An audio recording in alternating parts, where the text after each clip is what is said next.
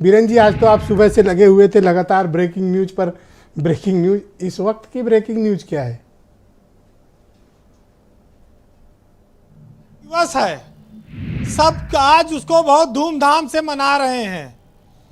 और जिस तरह से विधायकों ने आज क्रॉस वोटिंग की है, उत्तर प्रदेश में बहुत दिनों बाद ये वक्त देखने को मिला है कि कितने की निष्ठा कहाँ कहाँ चली गई, कौन कैसा दिखता था और कैसा बदल गया। तो ये बड़ा आश्चर्यजनक परिणाम आपके सामने आया है।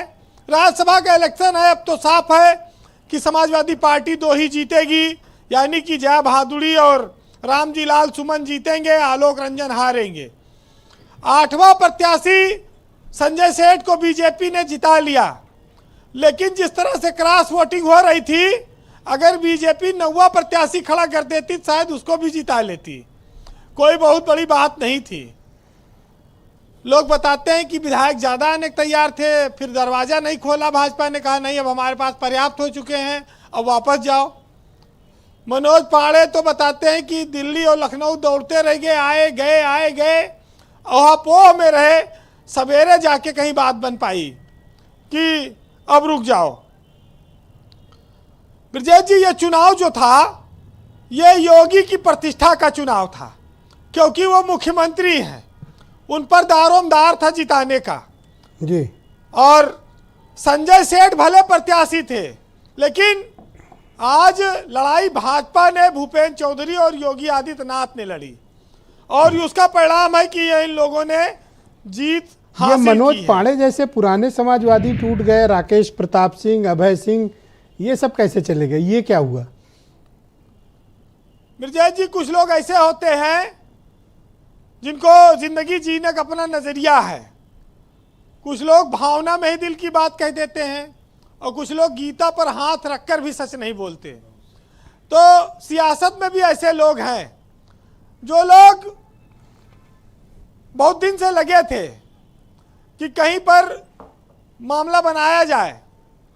कुछ लोग मंत्री बनना चाहते हैं, कुछ लोग लोकसभा लड़ना चाहते हैं, कुछ लोग कहते हैं साहब पीडीए की वजह से जो है हमें अब यहाँ पर जो है जगह नहीं है। तो ये चीज़ें भी देखने को मिली हैं। लेकिन एक बात समाजवादी पार्टी को देखना होगा कि पीडीए वो करती जरूर है, लेकिन चर्चा आज ठाकुर और ब्राह्मण विधायकों की ही ज़्यादा हो रही है। टूटा तो पीडीए भी है, लेकिन उसकी गिनती नहीं हो रही है। चर्चा अभय सिंह, राकेश सिंह, मनोज पांडे, राकेश पांडे की हो रही है। तो ये चीजें किसी जाति को एकदम इग्नोर करके आगे बढ़ने में सियासी पार्टियां नहीं चलाई जा सकती, ये ध्यान रखना पड़ेगा। सभी जातियों को लेकर चलना पड़ेगा। सपा जान गई थी कि उसके कुछ विधायक भाग रहे हैं, लेकिन क्या करती, खूंटे से बांध नहीं सकती थी। 3 दिन पहले दिल्ली में गृह मंत्री अमित शाह से कुछ विधायकों की मुलाकात हुई, फिर राष्ट्रीय अध्यक्ष जेपी नड्डा से उसी रात में वो लोग मिले, और वहां से आने के बाद यहाँ पर मुख्यमंत्री योगी आदित्यनाथ से भी मुलाकात कराई गई। तो ये जब सब कुछ हो रहा था, इस सपा वालों को हवा नहीं थी, हवा नहीं लग पाई। लेकिन एक चीज है ब्रजेश जी, चुनाव में वैसे लैला और थैला दोनों बड़ा चलते हैं, मैंने कहा था, जहाँ कल कहा था। लेकिन भाजपा के पास दोनों होने के बाद भी ये 4 विधायकों ने ना तो लैला से कोई मतलब रखा, ना थैला से। ये कहा जा सकता है कि अभय सिंह, राकेश सिंह, इन लोगों ने मुफ्त में वोट दिया है भाजपा को। अब आगे इनको जो भी मिले वो अलग बात है। ब्रजेश जी, एक चीज को और ध्यान रखना पड़ेगा, जब पीडीए बना था तो उसको पहली जीत ठाकुर सुधाकर सिंह ने घोसी में दिलाई थी। तो पीडीए का नारा जरूर बुलंद करती है समाजवादी पार्टी, लेकिन उसको क्षत्रियों को भी और ब्राह्मणों को अपने साथ रखना पड़ेगा। 8 विधायक लगभग बता रहे हैं क्रॉस वोटिंग हुई है, एक डाला नहीं, 7 ने वोट कर दिया। गायत्री प्रजापति की पत्नी को बीजेपी उनका वोट ले नहीं पाती, क्योंकि बड़ी बदनामी हो रही थी। तो कहा कि तुम वोट न डालो, वही हमारी मदद होगी। तो इससे आरोप से भी बच जाएंगे कि वोट नहीं लिया, और सपा को भी वोट नहीं मिलेगा। आज सपा के पास खाली 98 विधायक बचे हैं 108 में, 2 कांग्रेस और 1 सुभाषपा का, यानी कि 101 विधायक बचते हैं। अब एमएलसी में अगर वो लड़ाएंगे तो 3 से ज़्यादा उनके नहीं जीत पाएंगे। जी वीरेंद्र जी, आज एक बात याद आई कि किताब में कुछ शब्द लिखे गए थे, गद्दार, विश्वासघात, धोखा, फरेब, ये सब आज ही के दिन के लिए किताब में शब्द लिखे गए हैं।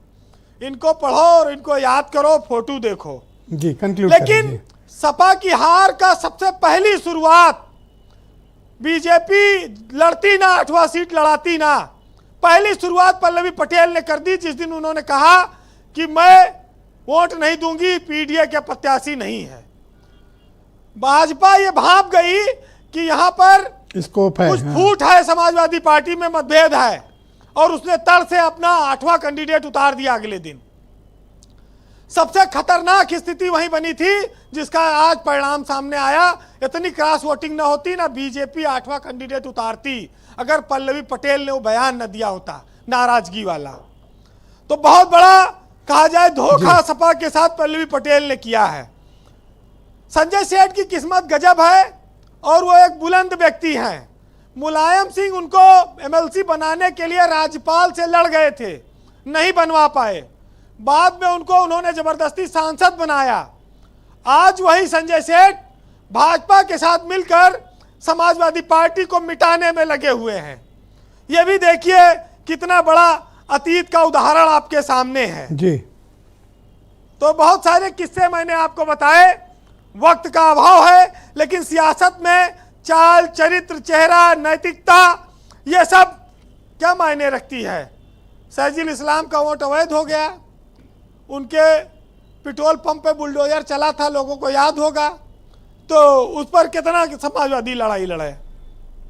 बहरहाल सुनिएगा कि कितना भी तुम गले लगाओ, लाख निभा लो यारी, बदल नहीं सकते वह जिनकी फितरत में है गद्दारी।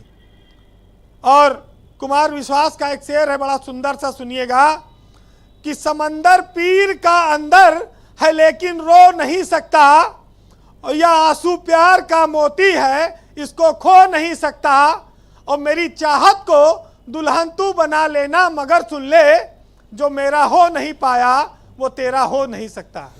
बहुत शुक्रिया वीरेंद्र जी, बहुत बहुत धन्यवाद आपका ग्राउंड जीरो से अपने इनपुट, फीडबैक, ऑब्जर्वेशन